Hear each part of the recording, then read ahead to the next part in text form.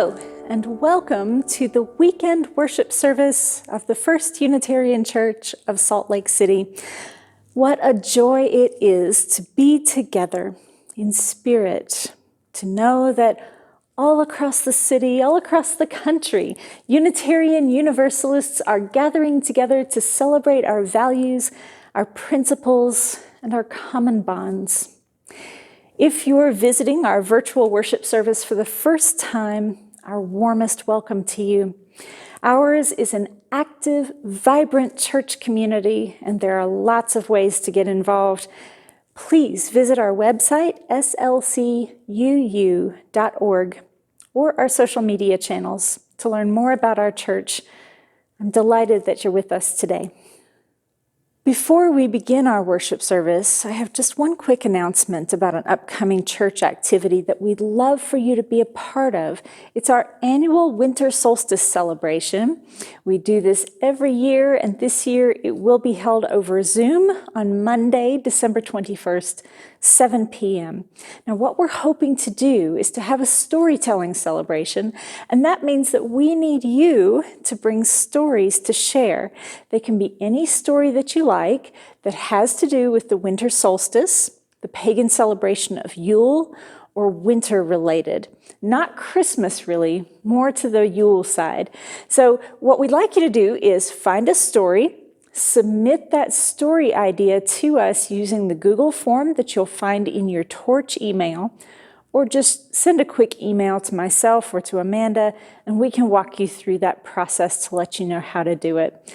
Thanks in advance for thinking about sharing a story with us. We're looking forward to seeing you there. And now, we begin our service by lighting the chalice, a flame representing the warmth of community and the fire of commitment.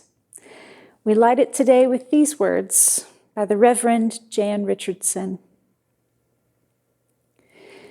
Let there be a calming of the clamoring, of the voices that have laid their claim on you, that go with you even to the holy places, but will not let you rest. Let what distracts you cease, and let depart all that keeps you in its cage.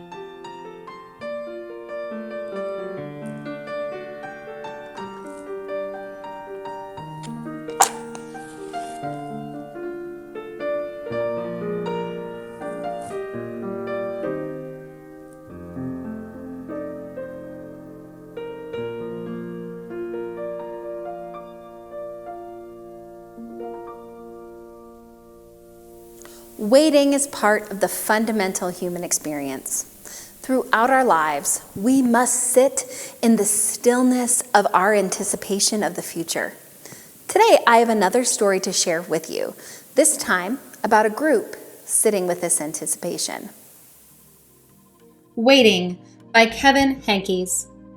There were 5 of them, and they were waiting. The owl with spots was waiting for the moon. The pig with the umbrella was waiting for the rain. The bear with the kite was waiting for the wind. The puppy on the sled was waiting for the snow.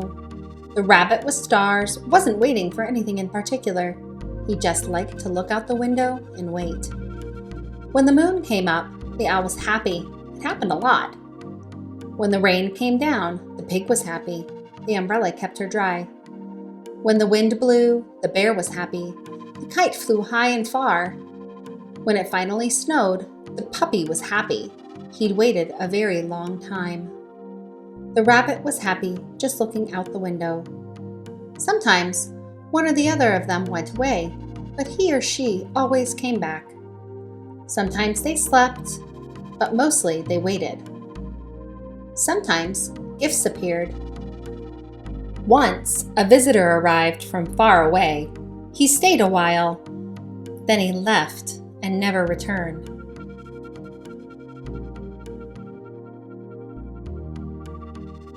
They saw many wonderful, interesting things.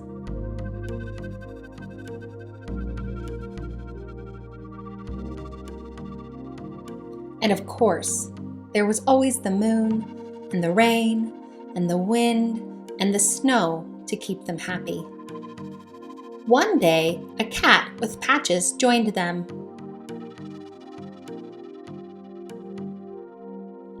Was she waiting for the moon? No. Was she waiting for the rain?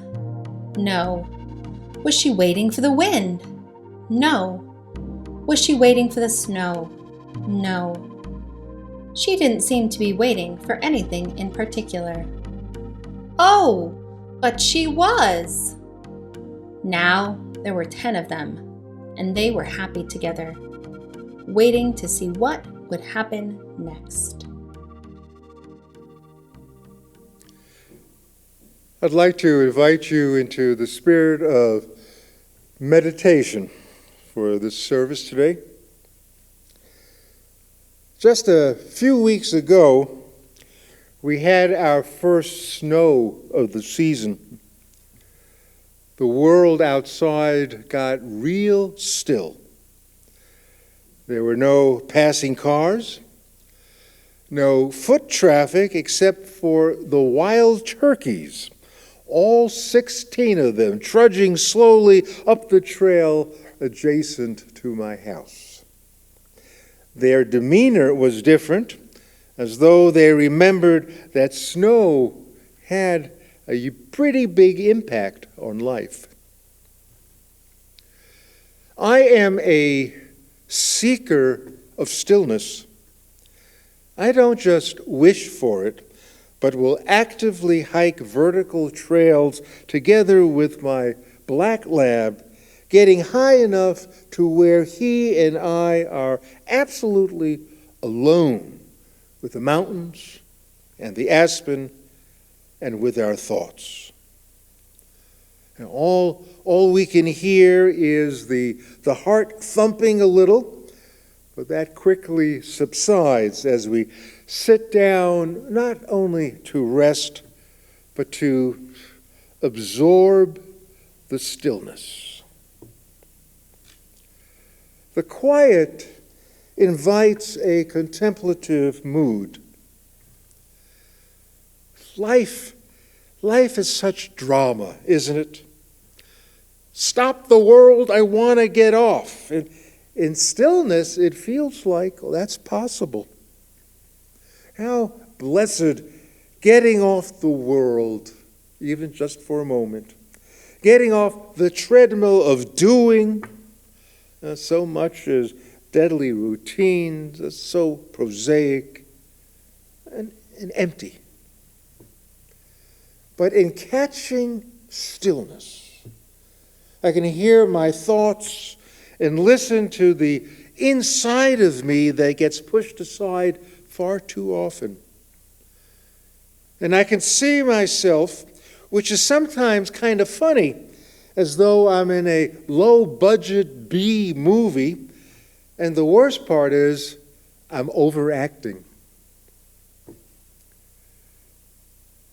There's an honest reckoning with oneself that only stillness brings. In stillness, I find the confidence to make changes in myself, new directions that may prove helpful when I get back to the world. Oh, winter. Winter brings silence to our doorstep. All that is really left for us to do is to welcome it. Thank you for arriving right when I needed you most. Oh, it's time to listen once again. Amen.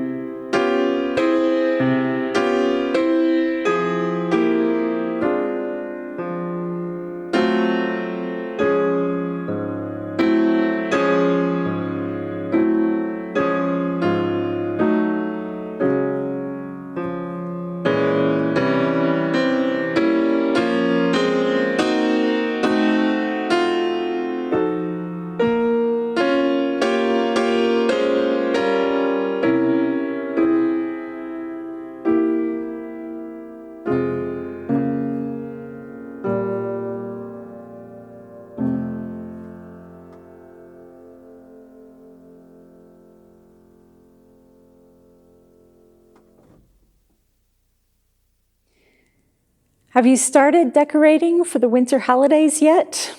I couldn't resist bringing out just a few things for our worship today. You know, the decorations seem to come out earlier and earlier every year, don't they? We now seem to have a holiday season that starts in September with the opening of the Halloween pop-up stores and ends sometime in January when we simply can't think of anything else to celebrate.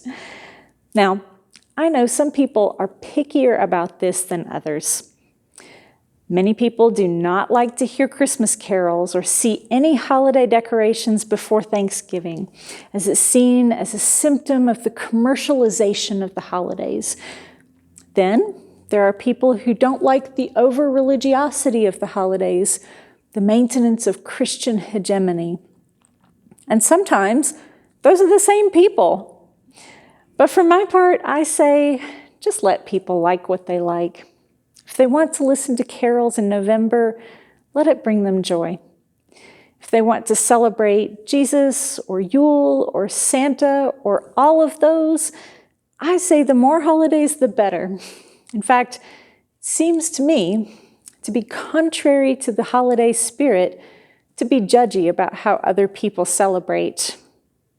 To me, the proper spirit should be one of generosity that greets strangers as neighbors and seeks out all forms of communal pleasure and gratitude for celebration. And my goodness, don't we need a little holiday spirit this year more than ever before? It's hard to remember a year in which we arrived at the final weeks more desperately craving gifts and sweets and snow and merriment and joy. Now, I love shopping for gifts, picking things out for people, hoping to surprise them with exactly what they wanted. But when it comes to telling someone else what I want for Christmas, oh, I'm just the worst. I am the worst person to shop for. I never know what I want. I don't have any good ideas. I drive my family crazy. I know this. I know that I'm terrible to shop for, but I don't know how to be better about it. After all, how do you tell your family that what you really want for Christmas is not to have to plan any more meals ever again? I mean, I love cooking and I don't mind shopping. I just hate planning. What if what you really want for Christmas this year is to never be in another Zoom meeting, or maybe to be able to continue wearing workout pants to work after quarantine? Doesn't that sound good? What if what you really want is a quiet moment to yourself, guilt-free, a moment where you can hear your own thoughts, just a moment to breathe? It's a question you hear a lot this time of year, no matter whether you're gathering with family or meeting across the miles. What do you want for Christmas? You're making your lists and checking them twice, thinking of ways to surprise your own loved ones and show gratitude to those you work with or who provide services for you. But this year, there are other things that we want, things that we know Santa cannot bring us. If we were making honest Christmas lists this year, here are some things that might be on them. Hugs and kisses from our family and friends who are far away. The ability to leave the house without a mask. How about airline tickets to literally anywhere? Or to be in a crowd doing anything with other people? Or what about this? To have just 1 week of ordinary, boring days where nothing bad is happening that requires us to shut down or check out, where the world isn't going to hell right before your eyes. Sounds nice, doesn't it? You know, if we're honest though, we probably have a similar list every year. things that will never appear under our tree, yet they're the things that we really need. And that's why I'm so grateful for the season of Advent, a season of the Christian liturgical year that increasingly means almost as much to me as Christmas itself. As you may know, Advent is celebrated during the 4 weeks prior to Christmas, and it marks the end of what is called ordinary time. It begins a season of expectant waiting for the arrival of Jesus, to be sure, but also the arrival of the realm of God, a world of perfect peace and justice longed for by people everywhere. It's a shame, really, that so many people have forgotten about Advent and spend December hustling to get ready for Christmas. Because Advent has the power to give us what we really want. But first, Advent will make us wait. And in our society, we have very little tolerance for waiting. From self-checkouts at the grocery store to online banking and postal services, from 2-day delivery to DoorDash. Many companies are working very hard to eliminate all forms of waiting from our lives. For many of us, we can hardly bear to wait in a line without taking out our phones to check, something, anything, as long as it helps us pass the time. We have come to experience waiting as a major inconvenience, if not an outright insult, stealing our most precious resource, time, and keeping us from being maximally productive. Now, of course, we don't only find ourselves waiting in daily life, do we? We also wait for bigger things that impact our lives in more critical ways. There are people who have been waiting a long time for justice, for voting rights, for reproductive rights, for the right to live and love free from harm. The tides of justice can take a very long time to come in, and it can sometimes feel like things will never change, like we'll never see justice in our lifetimes. And sometimes, indeed, we must pass our dreams on to another generation, hoping that perhaps they can see them through. Author Jason Farman says in his book on the history of waiting, we have an acute awareness of duration, especially as we wait. And that awareness is always linked to prevailing technologies that shape how we understand and experience time.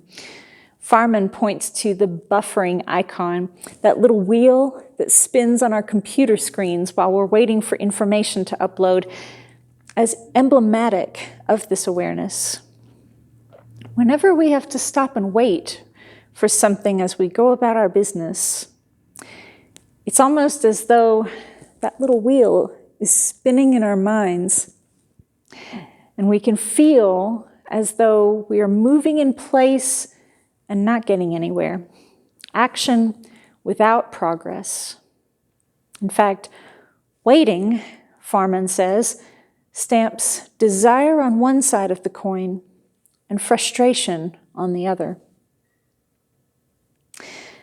And now we find ourselves facing down the long winter of a pandemic, waiting for a vaccine that will allow the gears of society to turn once again.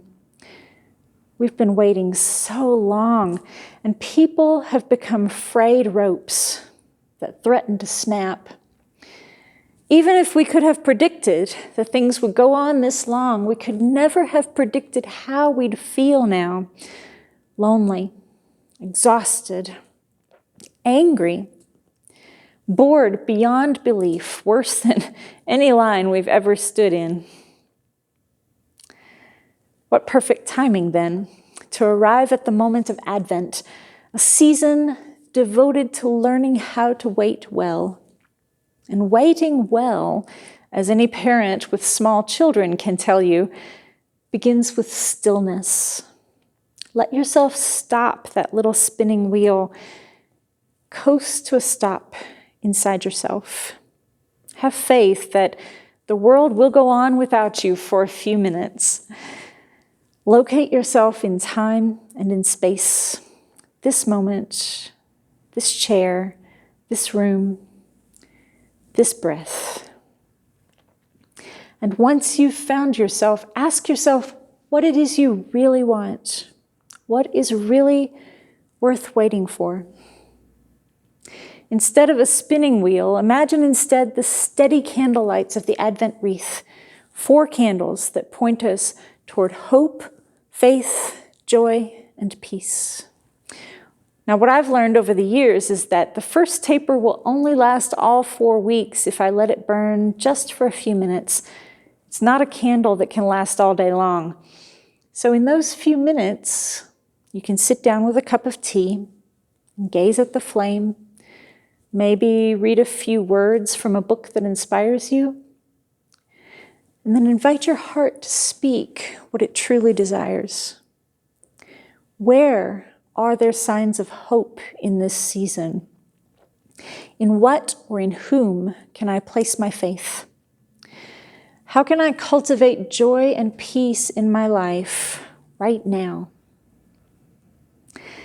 Advent teaches us to wait for a perfect world that we know will never arrive. The real world will always be imperfect, full of things that are unfair and unpredictable. We will never be completely free from ignorance, greed, and fear. Nevertheless, something in our hearts tells us that another world is possible. Another way is possible. Things don't have to be like this. And we want to believe that what we do can matter. That, as Henry Thoreau might have put it, that we can affect the quality of the day. That desire to make a difference is a holy impulse that we can only honor with our actions if we occasionally stop moving and listen to our dream of the world we want to see. And Advent teaches us that the child always arrives, no matter how low the odds, no matter how high the stakes. Love will meet us in the dark places. The star will appear to lead us, if we are watching. During Advent, those who want to meet love in this way are asked to prepare for it. And just as we would if preparing for the arrival of any child, we prepare a place of stillness. We clear a room in our hearts, free from clutter, from noise, from bright colors and sharp edges. We feather this nest with softness and gentleness. And then we wait, watchfully, expectantly, on the lookout for signs of movement, signs of arrival. Advent is a time to light a candle in the gloom and watch for signs of love's presence, to become quiet, to settle down, to be still and let love speak to us in the language that only our hearts can hear. There is no gift that we can buy that will fulfill our desires like this stillness can. My wish for you this holiday season is that you will find stillness and let it heal you so that you have the power to heal the world. May it be so. Amen.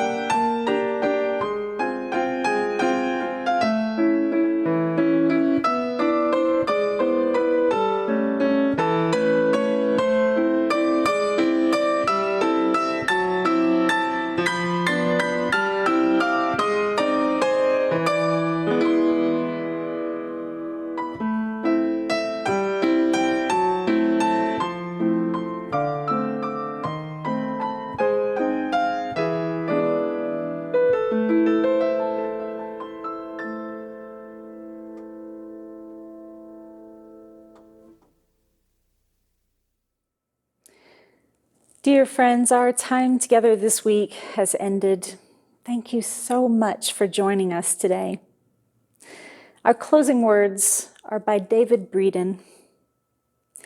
In this holiday season, may we find peace inside ourselves.